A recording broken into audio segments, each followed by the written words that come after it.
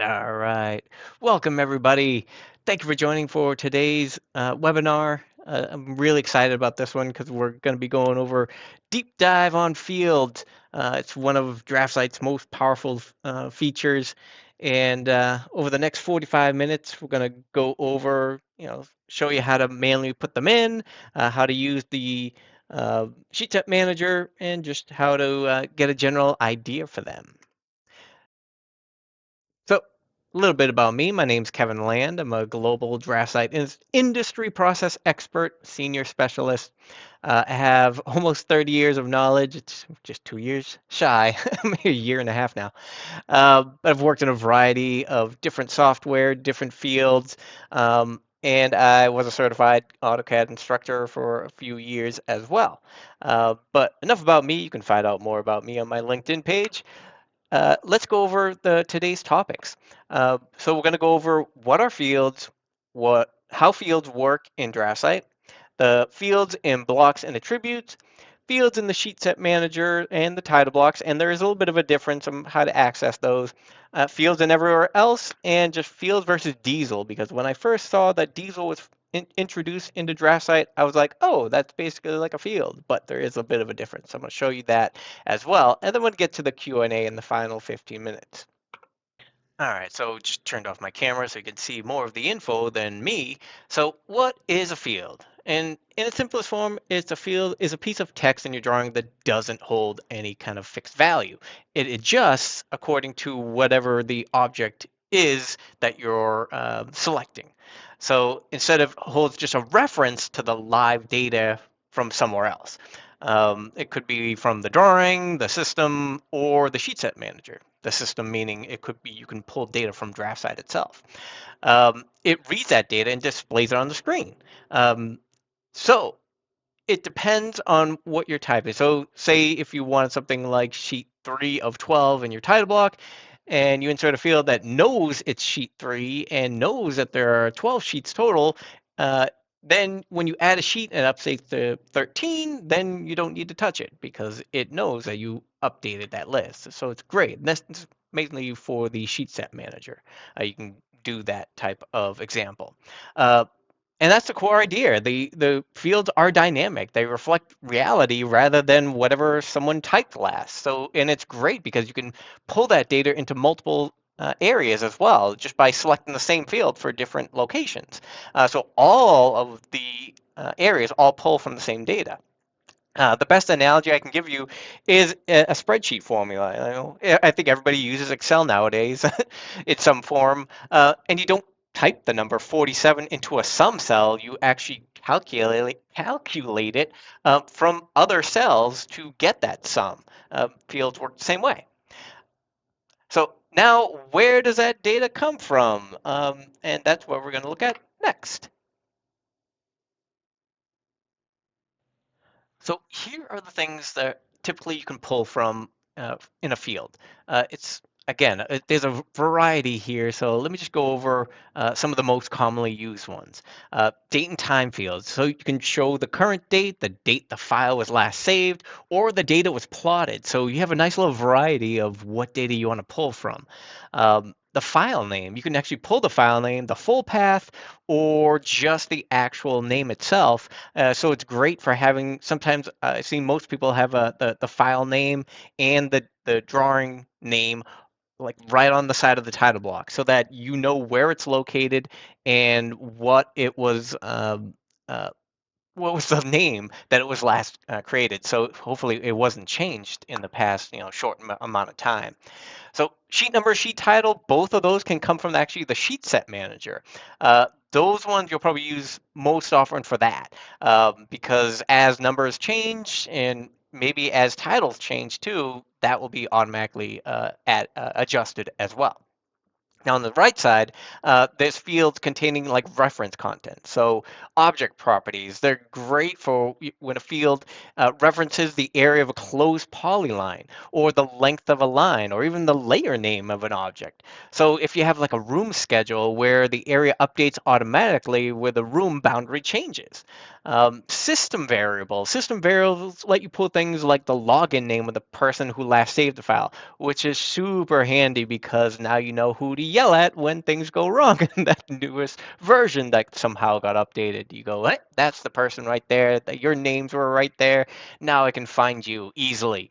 Uh, Custom properties, those are the ones that define yourself in the sheet sets manager. And we'll set some of those up a little bit later so you can kind of see that you can customize fields that may not be listed typically.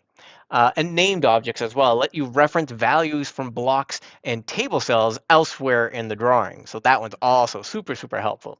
Again, the key takeaway here is that fields can live in MTEXT, single line text, attribute definitions, table sales, anywhere that text can go in DraftSight. So inserting a field, how to do it. It's a four-step process, pretty simple. Basically right click or select a cell if it's a table cell and then right click and then say insert field. Then choose a field, category, field name, set what type of format that you want it to look like, and then once you click OK, the text will show as gray. Now, the most important thing is if you see a gray box, do not delete it. That is a field. That's how you know that that's what is pulling information. So if you delete it or you double click inside of it and you edit it manually, now you've just removed the field. But again, if you do that by accident, no worries, don't worry, just right click again, insert field, and go through the process again of picking what is the thing that you're trying to pull the data from. But let me show you a quick demo of how to do that. Okay, so here is just a blank DWG file. There's no info in here, no nothing. But even when there's still nothing in here, I can still insert a field. But I can't just right click and go insert field. There's nothing in there. So you have to put it in something. So I'm gonna type in DT for dtext, and I'm just gonna place a text, whatever size. I'm making it nice and big for you all to see it. So now once I right click, there's my option right there to insert the field. So when I click on that, here is all the data that I can pull from. This all will just list everything that is in this filter over here. So as I go down, be like, okay, this is all the information here, but I can see if I go back over to here, you can see that was that entity file name, that kind of stuff like that. So this is how you can filter down to pull down information. So if I just want to say, I just want to pull the date and time just for this current location, I click on date and time. And then you can see here's create date, date, plot date, and save date. So you have a variety of things of what kind of information. You can put them all, or you can put just one or two of them. You can put them all in the same location too. It doesn't have to be separate text. You can put these all right next to each other. So say I wanted the create date right here. So I'm going to do, let's say I'll do a month, date, year. I know for people who in England, or I mean, sorry, in Europe and Asia and such, they do it the reverse way. I'll do it the reverse way as well. That way it makes everybody happy. So I'm gonna click right here. This is the create date, okay? And you can see right now I got dot, dot, dot. So I'm gonna say create date here. Zoom back a little bit. There we go. And then why does it show up dot, dot, dot? Well, because there is, I haven't saved the drawing. So it's going to pull nothing. But once I save the drawing, then it will actually pull that data. I'm going to insert another field, though, too. And again, I'm going to pull just the date, and then we'll do the other way as well. There we go. So month, year, month, date.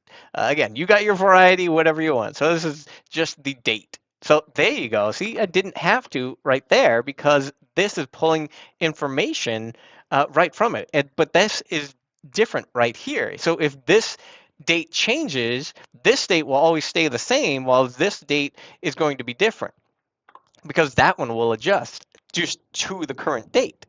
I'll do one more, insert the field, and we'll do we'll pull some info from the document.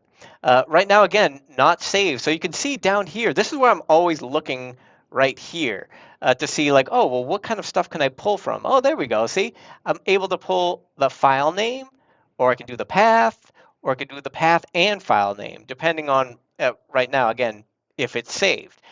So we'll do file name only and say OK. And you can see I can just keep going, putting everything all in one, just regular text. It doesn't have to be MTEXT, doesn't have to be a cell. I can just keep putting in simple date. So I'm just going to say file name. That's the only text that I need to actually put in there. And once I click, oh, sorry, I hit enter. I'm going to left click and then hit enter. And then I'm going to say, once I hit quick save, I'm going to give it a little name change right here. So I'm going to say, okay, this is example fields. I'm going to hit save. And then you go see, as soon as you save, it will update the fields. Now, this again is the creation date. That will adjust later on. I can also, if I can say, hey, maybe there's something going on there, I could say regen or rebuild, and that will do that. If it doesn't do on just the regular rebuild, you can also type in regen all or rebuild all. Rebuild all is the DraftSight, regen all is the ACAD version as well. But you can see that is a typical workflow. You could just add it to text, Excel, and to sheet set managers, to title blocks, to anything that has text. All right, so hopping back into the presentation, I'm going to click on next here. Now we're going to go over fields and blocks and attributes. So same type stuff, but useful for blocks and also in dynamic blocks as well. And you can pull info from both of them. So as you can see, here's a dynamic block example of me. As I adjust that block, I can just type in a quick regen and look at that, or rebuild, and you get the information adjusted. That's the power of fields, is that you get that information, and as any kind of information changes, you can it will also adjust the data as well. So great for when you have a table that you have to pull data from. You can add in fields to them as well. So again, block attributes are text placeholders inside a block definition, right? So when you insert a block, DraftSight prompts you to fill in the attribute values, or you can pre-fill them. There is fields that you can add in there instead of the attribute values. So instead of having a static default of something that you typed, you can actually pull that data into the attribute. Very helpful. So every time a block is inserted, the attribute will autofill with the live data. So you don't actually have to prompt it. You can actually pull from whatever the information that you have already set up. So some typical things that you might use, maybe like revision clouds that automatically stamp the date. That's something that's pretty cool. North arrows or scale bars that have like like a little plot state stamp. So you stamped it down there. That's when you actually, place that information in there. Or drawing notes. Keynote blocks that pull up the file name from a field. Here, I'll show you how to do that in this next demo right now. Okay, so now we're back into that example field. I'm going to create a block in here as well. So what I'm going to do is just right click, type in REC for rectangle, and I'll type in 12, 12, just to make a typical box. And I don't have my dynamic quick inputs activated. If you're ever wondering where that is, you can type in quick input. There we go, right there. And then you can see there's some information I can actually turn on in here. So let me just do that real quick. Dimension input. This is the one I want right here. So if you saw that when I moused over that grip there, nothing showed up. As soon as I click on this and I hit apply, and then I mouse over, there's the data that I was looking for. So that's something, if you're not aware of that, you just got to go into the options and type in quick input, if I can spell it correctly, QUICK, there we go. And then when you get down to the quick input area, you just go down to dimension input and make sure that that is enabled there. So now I'm going to hit B for block, and I'm going to call this box or dynamic. Select the corner point, probably for the insertion, sure, and select the entities, and there we go. And click OK. So I'm going to double click into it, and there we go. I'm going to actually just set, again, just a regular D text. It doesn't have to be an attribute. It can be an attribute, but I can just put it as a regular text so that it adjusts as I make stuff. So what I'm going to do is type in it's going to be a field for a entity. So when you select the entity, I can actually pick an object. So when I pick this object, check this out. I get a bunch of different options to choose from. I can pick the line, the length, I can pick the area, a variety of things. So how about we do this? We'll pick the area. I'll leave it as architectural, or I can do it as decimal. I guess I'll make it as decimal. That way we have that information.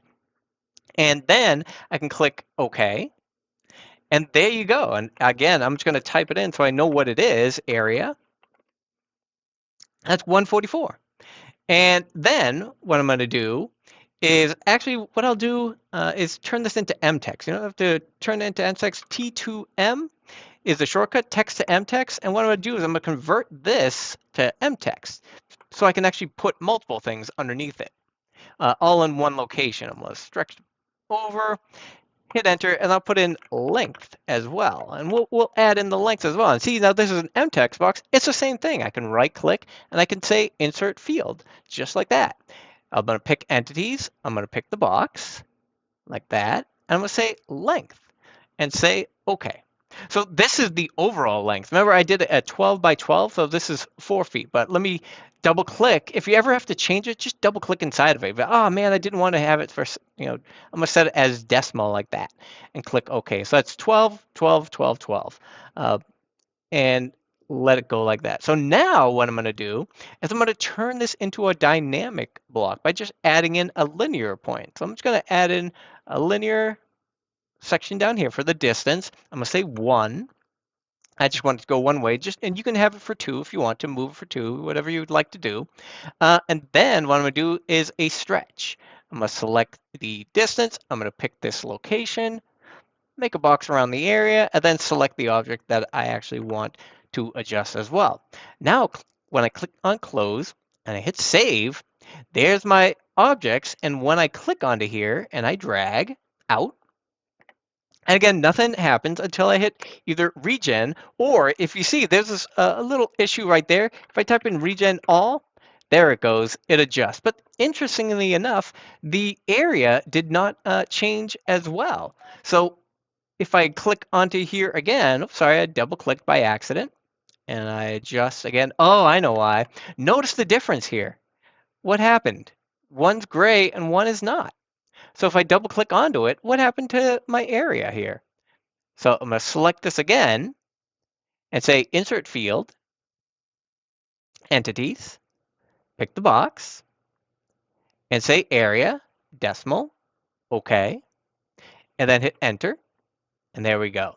Now when I click on close and hit save, and now I'm just going to right click and reset the block. Now you can see they're both gray now, back to normal. And if I left click and drag, I'm going to type in regen all. There you go. So be aware of that too. Sometimes I did something by accident. It got rid of my field. No worries. Just double click inside of it, right click, add in a field again, and then you'll be able to adjust it again. But that's how you can pull information. I can also do that in an attribute as well. Same type way. I would just double click. I'd say, here's my definition of block attributes.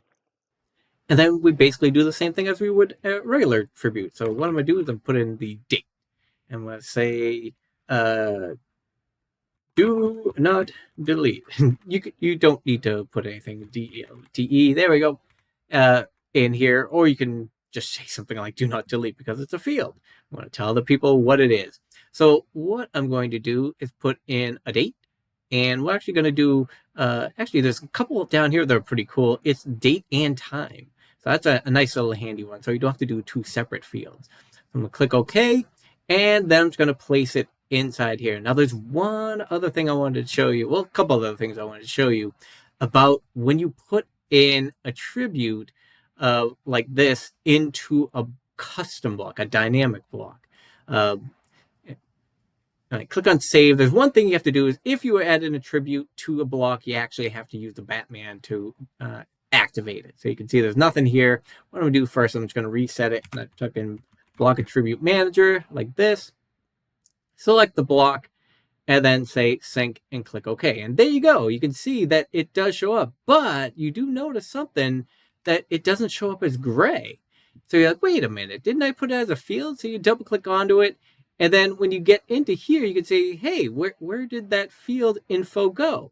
Well, there's the reason why it disappears is because dynamic blocks are a little different. And you can see down here when it goes down to the actual the info for it, it doesn't show up here, but this is an unknown block. So if I were to stretch it, I'm gonna do my quick save, doesn't update. I'm gonna do a regen all. There it goes, it updates. See these guys.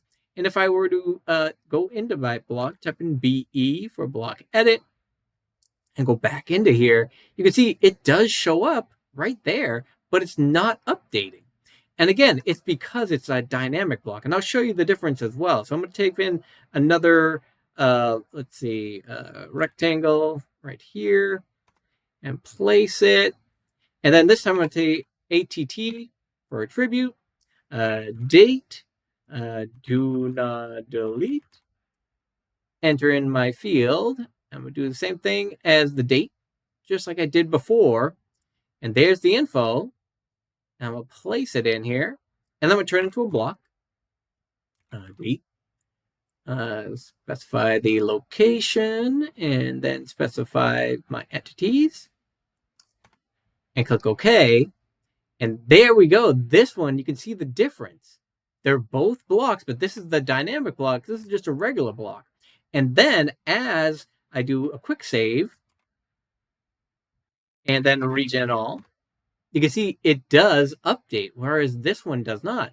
And again, it's because this one is a dynamic block and this one is not. It's just a regular block, just like all these ones. So that's something to be aware of when working with fields, is sometimes they work differently in dynamic blocks than regular blocks. All right, so get back into the PowerPoint.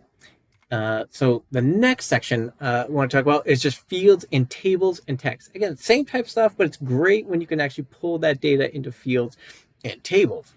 So once you start thinking of fields, you're like, all right, what can I do with this information? There's a lot of stuff that I can do, a lot of stuff I can pull from. So first thing, putting in MTEXT into a notes column. You could put fields into that as well, like a refer to your drawing name here, located in this location. That's great for a field note. Also for like referring to other drawings as well. You'd be like, oh, refer to this other drawing located here. Grab that as a field. Table cells as well. This is a big one. DraftSight, supports fields in individual cells. You can build a room schedule and then have the area column with a field that references a polyline of each room boundary. And then as you change the room, the table updates. You can also reference block attributes from the table cells using object fields. One other thing, callouts and reference bubbles. If your sheet reference a specific sheet number, use the sheet set manager. Sheet number field rather than typing in the number. Great opportunity there. So when the sheet gets renumbered during a project, your cross references also update as well. Super, super handy. That's something I've done many times in the past. I'm like, oh God, so happy for fields. Revision blocks, totally. Date fields with the sheet set manager custom properties for your revision descriptions. You're also the revision history block self-populates. Final thing is schedules. If you want to do a schedule, then you can change lines, circles, layer names, block attributes, object properties. All are fieldable. If that is a word, fieldable. So the common thread in all of this is if the same piece of information appears in more than one place in your drawings, totally make it a field. You want one single source of truth. Then if one thing changes, then everything updates. That's the power of fields. All right, so I opened up this drawing here. It contains two blocks. They're basically the same block, but just different sizes.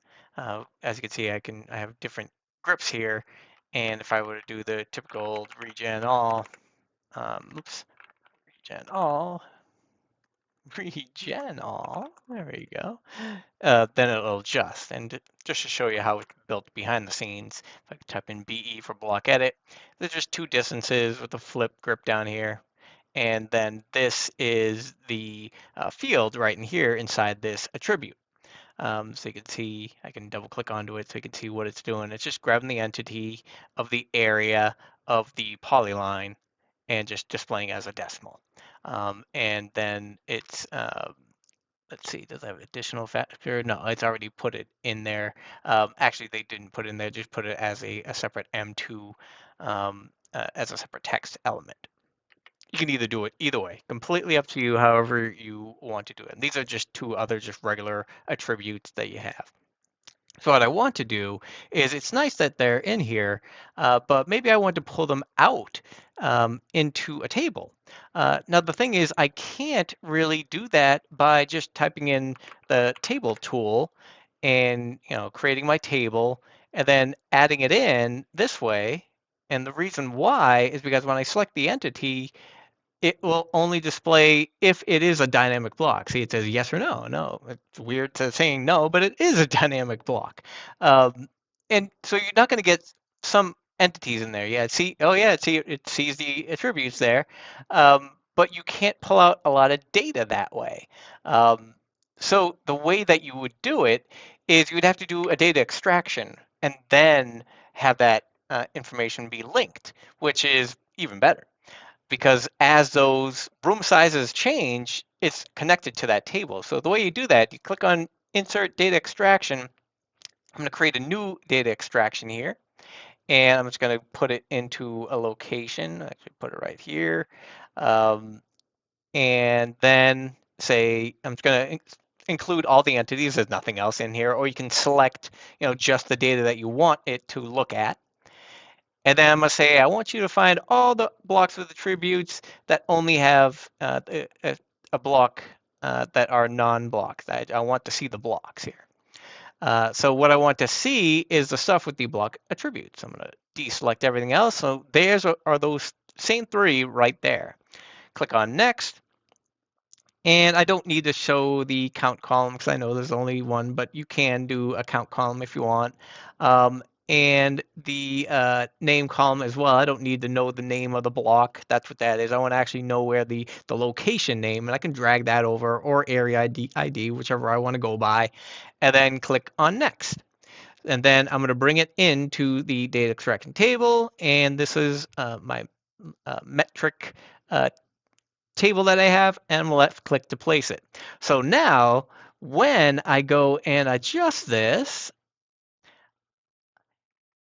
it will, see, I can adjust, and then when I type in my regen all, it only adjusts the fields. It won't adjust that because they have their own data right here. So you can see down here, there's a little box that when I say update all data links, then it will adjust. And that is something I'm just like, oh man, I don't want to have to do that. I don't have to type in regen all and then do update data links. That's, kind of a two-step process there. So what I'm going to do is I'm going to go into options, and I already pre-made this. Oh, sorry, not options. I'm going to go into my custom user interface, CUI, and I made a little shortcut.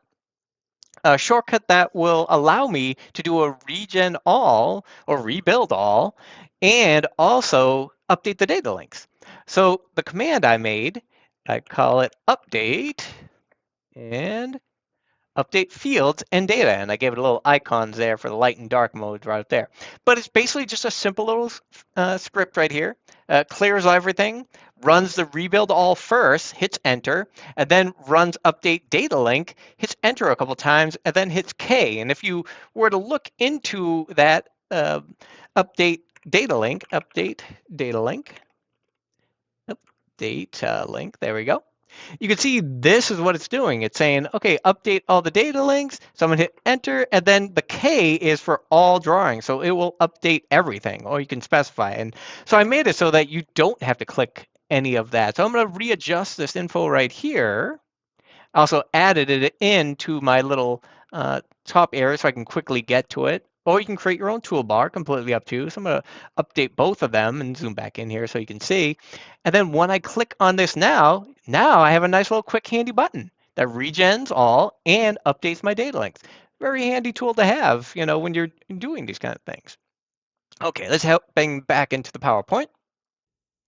Okay, so get on to the next slide here. So I just wanted to kind of show the difference between Fields and Diesel in case anybody else was confused, like I was. Um, I have never used Diesel before, so for me, I was like, when I first heard of it, I was like, oh, so it sounds like a field. Um, but yes and no. Diesel is more of a coding language, um, and fields actually pull data. So just wanted to show you that fields are you're able to display properties and no scripting needed, whereas Diesel is an expression and produces text output. And typically, you can actually have Diesel down in your screen and show up there in the status bar, but it has been introduced into a field, so you can actually now kind of place it elsewhere, not just have it hanging out at the bottom. Um, I'm going to show a quick demonstration of the difference. Well, I've shown you the field. I'm going to show you what a diesel expression, a very, very basic field expression. That way you get the general idea. All right, so I'm still in this drawing. I just want to show you again a basic diesel expression so you get the general idea. So I'm going to left click, place some text, simple text. Again, this can go anywhere that text is related in a table or anything like that, anywhere you can insert a field. So insert field, and if you go down all the way down to the bottom here where it says others, you see you can do a command variable. We've got a bunch of different command variables here, but you could also do a diesel expression right here. And basically, as you can see, it's a big empty spot, and you can just type in a diesel expression. So I'm going to type one in right here. Okay, so just pasted that in there. Just gets a variable DWG name, basically whatever the DWG name is right here. So I'm going to click OK. As you can see, it came in huge because obviously my text was huge, but I can just go into my properties, shrink it down to, let's see, 4,000. This is metric size drawing, so there we go.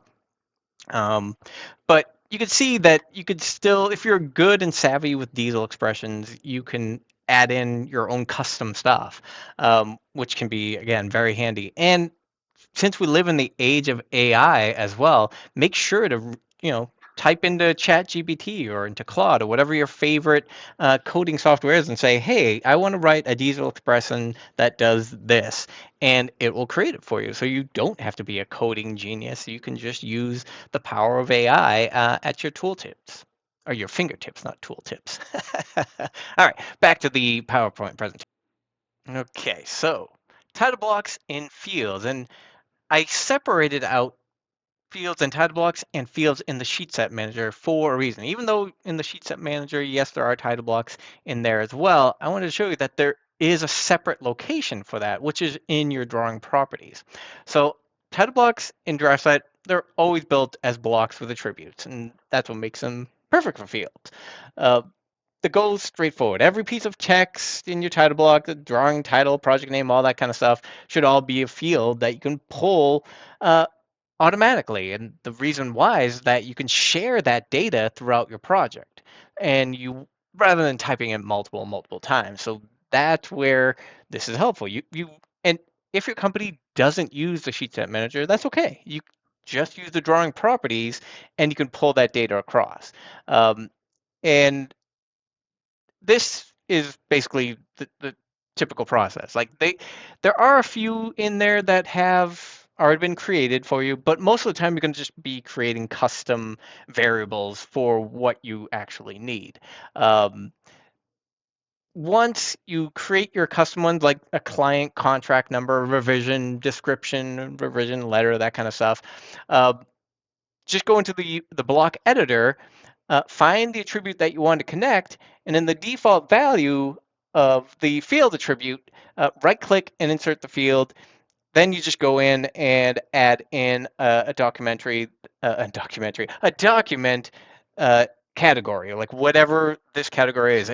So what you specify, it will show up in the field list. And then you're going to do is save and close the block editor for that title block, and you're good to go. Some examples are, plot date, file name, things that are going to either change as they go or may not change as the project adjusts. So let me demonstrate it rather than talk about it. I want to show you where it is. That way you know about it and can do it yourself. So let's hop back into DraftSight. All right, so here we are back in DraftSight. You'll notice I have a title block here. If I zoom down to it, you can see some are fields, some are not. Um, and if I were to double click onto here, so you'll notice here that there are actually multiple drawings here. And pull this one up a little bit out of the way here. There we go.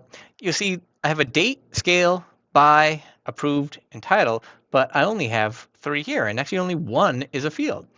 So that was done on purpose. What I did was when I went to the title block, I only made 2 to be actually fields that are attributes. So this way, you don't have to have people accidentally touching them when they go and they double click on this. The reason why this one couldn't be like that is because I actually have to select an object like the viewport here in order for it to display the information. But um, this is a great way of having it so that when people double click on stuff, they don't see that information, and the field is just there to display information. So it's something you want to think about maybe when you're doing that. The only thing that you need to be aware of is that when you try to export that data from the title block, those will not come with it because those are not attributes. They're just plain text within the title block. But going back into their properties. So if I wanted to add some more custom objects here, I can go down to my DraftSight logo properties and then go over to properties here. And you can see I have a summary where I can pull data like author. So if I said, put in my name, Kevin Land, I can spell my last name.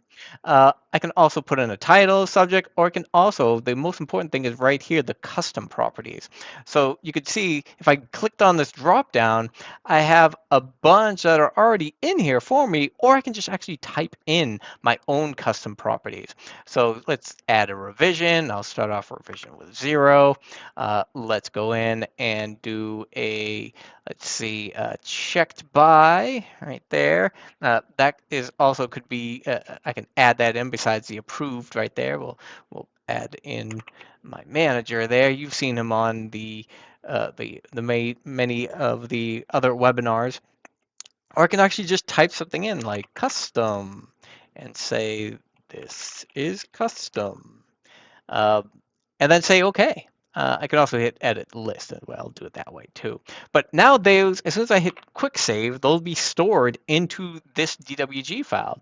So that if I were to go into my block edit and say OK, and say I'm going to add in a whole another area here. I'll add in another area up top, just like this. And I'll add in the revision. So I'll type in DText for, actually, no, we'll do it the right way. We'll copy this guy up while we do it. There we go. And REV. And then I'll also add in that line up here. We'll say copy and put over the custom one as well to show you that that works as well. So now, though, again, you can either do it by a regular text or you can do it as an attribute, whatever you want, so that if you want people to actually touch it, okay, make it an attribute. If you don't want people to touch it, then just make it as a editable text. So let's just copy this one up here, and all I got to do is double click onto it, and now I can change it. So nice, another quick way of changing that. And then what you're looking for is right here within the document. So in the document, you can see I have all the variety here as what do I want to do. So here's my Kevland right there. There's my custom. See how it says this is custom revision. There's the ZO. So I was in the revision one. I'm going to click on OK, and there it is right there. And again, if I want to do it over here, I could do custom, or I can also do it as an attribute. Let's do it as an attribute that we're a little different. Custom, well, if we want people to touch it, we can do it this way, and then say custom like that, and say this is custom right there. And then where I'll place it is I'll put it right here. Oh, wow, I gotta change that size right there. What we got here, height 0.125. Oops, man, if I could only type, I will do it at 0.25. There we go. That way people can actually see it. There we go. Close, hit save. But because I added this in, there we go. I'll put it up on the top there. I can also, you can see that that custom does not show up. So I have to type in Batman to actually make sure that block attribute shows up and sync. There's my this is custom and click OK. And there we go. So yay to being able to pull in information into this one title block. I can use that properties to go ahead and adjust as I go. But again, if you have a big project, then you definitely want to use the sheet set manager. So that's what I'm going to show you on next. So let's head back into the presentation. All right, back in PowerPoint presentation. Let's move on to the sheet set manager. So yes, this is where fields actually draw a lot of their power, because the sheet set manager, you can control multiple title blocks and multiple parts of your drawing all within the sheet set manager. So if you're not using the sheet set manager, this is a really good case for it. It is a project database that's stored within DraftSight. It stores information at like the project level, which covers things like the project name, number, client, and also at the sheet level. So you can grab sheet titles, numbers, revision status, stuff like that. So the power is where the property is stored in the sheet set manager. So it can be pulled right from the sheet set manager itself. And any drawing that references that sheet set manager. So sheet number, sheet title, project name, project number, issue date, and any custom properties as well. So if you want to do custom things like who was drawn by, checked by, any kind of specific like contract numbers that relate exactly to that project, all could be stuck as a field within the sheet set manager. So let me open up the sheet set manager and give you a general idea of what to look out for.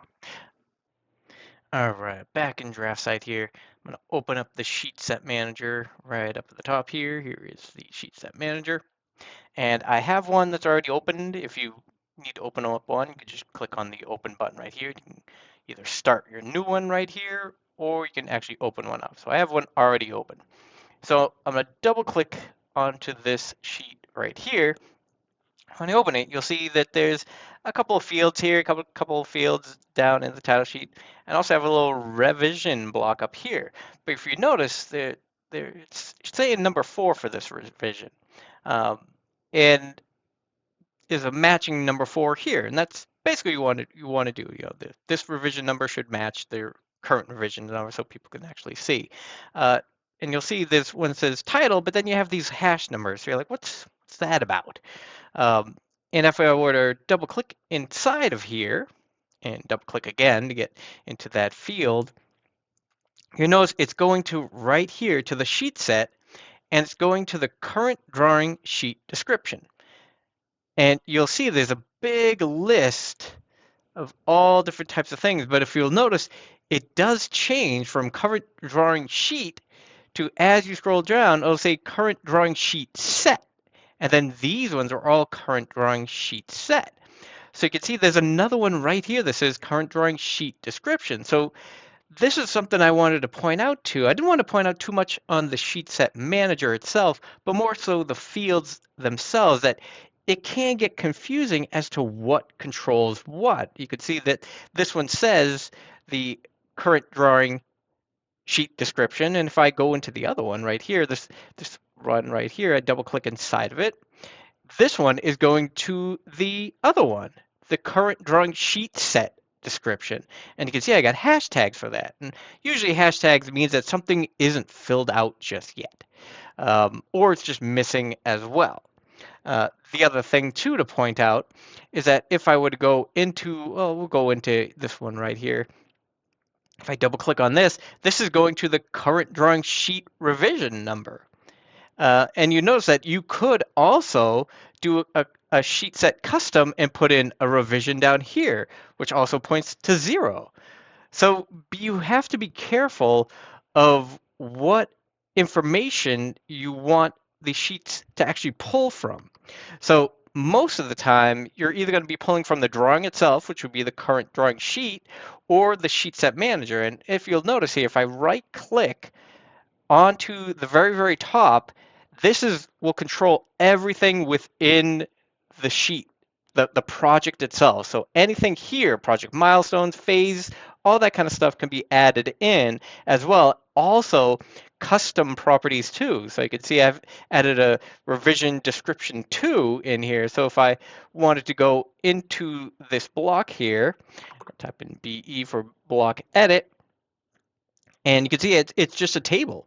So I can add in more revisions as I want. If I wanted to have that as something to do, I just right click, insert field. It's located, let's see, that one that I was pointing out is actually continued within the drawing sheet set. And this is what I wanted to point out as well, is that certain things that you set can be set either for the project itself or actually just for the actual the sheet as well. So depending on what you choose up here, you can see I got all the typical project name, project milestones, but my revision description does not say revision description 02. If I actually click into here and then go down, there's that revision description tool for cool stuff right there. And what that is if I go back up into my sheet set manager and I right click at the very, very top up here, there are certain things I can edit custom properties right here. When I click on edit custom properties, you'll see right here, certain things can be set for just the drawing sheet, see right here, or the sheet set, meaning the entire thing. So you can customize, and the reason why it's set up that way is some things you may just want to pertain just to that one drawing, just that particular drawing. Maybe it's done by a certain person. Maybe it was checked by somebody. Maybe it has a different kind of construction thing going on. So you knowing where things are located and which one does what, that's going to be the hardest part about working with fields in your sheet set manager. So when going about, make sure that you're either setting it for the actual sheet set. So this one, as you can see, current sheet set description. So as you can see, it's all hashed out. So the current sheet set means it's the entire thing. So if I were to right click and go into my properties here, and I look up where's the description, there's the description up here. This was the field webinar. And I say, okay, and I say yes. And then again, what do we got to do when we have fields? We either got to do a refresh, or I'm going to hit quick save first and then do my little refresh. There we go. I got that updated. Gotta love that little button up there. That'll handy dandy button for me. So certain things, again, control certain parts of it. So far, again, just wanted to show off the revision. See, this was set to revision 0. So, oh no, where is it? Maybe it's actually within the actual sheet right here. So right click. Oh yeah, look at that. It's set to 4. Maybe I need to set to 1. Again, let's refresh. There we go. And look, they match because they are the same. That's the benefit. Just make sure, try not to get confused as to what controls what, the sheet set stuff or just the sheet. All right, let's go back into the PowerPoint and finish this all off. All right, back into the PowerPoint presentation. Again, fields are great, super, super helpful. Try to use them, as much as you can. It eliminates a lot of that manual text entry. It makes you so that you're pulling data from the actual drawing. And the sheet set manager is a powerhouse. It can be a little daunting, but just remember, certain things control certain. Is it the sheet set, or is it the actual sheet itself that's being controlled? And then a block attributes plus fields equals smart self-updating drawing components. It is great. You can pull data. If something gets updated in that That dynamic block. Oh, cool. Look, it updates in my table. So I know you guys got lots of questions. Let's get to some FAQ right now.